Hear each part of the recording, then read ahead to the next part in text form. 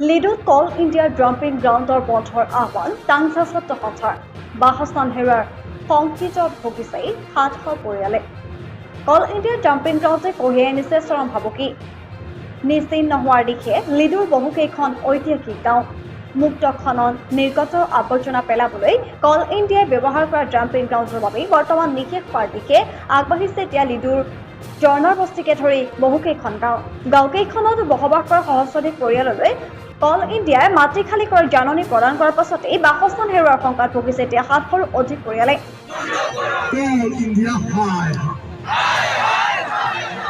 Call India Husiar. Husiar, Husiar. Call India Husiar. Husiar, Husiar.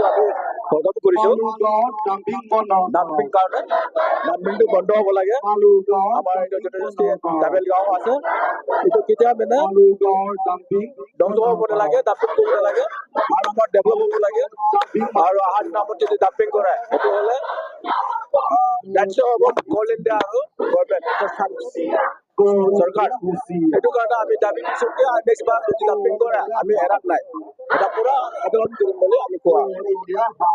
বছৰ বছৰ ধৰি লিডুৰ টিকক অঞ্চলত বসবাস কৰা লোকসকলে নিজৰ প্ৰাপ্ত অধিকাৰ বিচাৰি বহুবাৰ প্ৰতিবাদ সাব্যস্ত কৰি আহিছে যদিও কল ইণ্ডিয়াৰ কোনো গুৰুত্ব প্ৰদান নকৰাৰ অভিযোগ স্থানীয় ৰাইজৰ। লিডুৰ মালৌ পাহাৰত আজি টাংছা ছাত্ৰ সন্থাই স্থানীয় ৰাইজৰ সহযোগত এনেদৰে এক উজ্জ্বল প্ৰতিবাদ সাব্যস্ত কৰে। হাতে হাতে বিভিন্ন প্লে কাৰ্ড লৈ পুৰুষ মহিলাসকলে নানান চৰকাৰ বিৰোধী শ্লোগানেৰে পৰিৱেশ উজ্জ্বল কৰি তোলে। সংগঠনটোৱে কল ইণ্ডিয়াৰ ডাম্পিং গ্ৰাউণ্ডত অতি শীঘ্ৰেই বন্ধ নকৰিলে পৰৱৰ্তী সময়ত জংগী আন্দোলনৰ কাৰ্যসূচী ৰূপায়ণৰ শংকা প্ৰদান কৰিছে। এখন পুৰণি জনজাতীয় গাঁও কল ইণ্ডিয়াই নিষেধ কৰিব চেষ্টা কৰি আছে, ডাম্পিং গ্ৰাউণ্ড বনাবলৈ চেষ্টা কৰি আছে।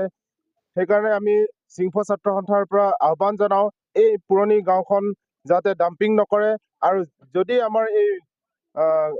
আমাৰ অনুৰোধ যদি কল ইণ্ডিয়াই নুশুনে অনাগত দিনত আমি টাংছা ছাত্ৰ সন্থা আৰু সিংহ ছাত্ৰ সন্থা যৌথভাৱে ৰাজপথত আন্দোলন কৰিবলৈ আজি আমি শান্তিপূৰ্ণভাৱে আমি ইয়াত প্ৰতিবাদী কাৰ্যসূচী লৈছো। আমি স্পষ্টভাৱে এটা কথা কওঁ আপোনালোক জনাওঁ যে আমি কল ইণ্ডিয়াৰ বিৰোধিতা নহয়। আমি বাৰে বাৰে কৈছো কল ইণ্ডিয়া থাকিব লাগিব, কল ইণ্ডিয়া চলিব লাগিব, কিন্তু এইটো কোনোপধ্যে গ্ৰহণযোগ্য নহয় যে এই মালৌ গাঁৱত যি জনজাতীয় লোকসকল বসবাস কৰিছে, মালৌ গাঁৱৰ টাংছাসকল বসবাস কৰি আছে, এই গাঁওখনক নিষেধ কৰি মেলি এখেতসকলে নিজৰ ব্যক্তিগত মুনাফাৰ কাৰণে যে কল ইণ্ডিয়া চলিব এই মানৱতা খাতিৰত চালেও বা যিকোনো ক্ষেত্ৰতে এই বস্তুটো গ্ৰহণযোগ্য নহয়। হয়তো অকণ টাংছা ছাত্ৰ সন্থাই এটা কথা স্পষ্টভাৱে কওঁ কল ইণ্ডিয়াক যে আপোনালোকে কল ইণ্ডিয়া চলাওক, কিন্তু ইয়াত কোনো পথে ডাম্পিং কৰিব দিয়া নহ'ব। আপোনালোকৰ যিটো সিদ্ধান্ত আছে এই সিদ্ধান্ত অতি শীঘ্ৰে আপোনালোকে বাতিল কৰক। লগতে আপোনালোকে আৰু এটা স্পষ্ট কথা কওঁ, এটা ঘৰো ইয়াৰ পৰা আঁতৰি দিয়া নহ'ব। আৰু যদিহে আপোনালোকে এই সিদ্ধান্তত আপোনালোকে যদি অটল আছে তেনেহ'লে আহি থকা দিনত এই শান্তিপূৰ্ণ এই যিটো প্ৰতিবাদী কাৰ্যসূচী আছে এই জংগী আন্দোলনত পৰিণত হ'ব।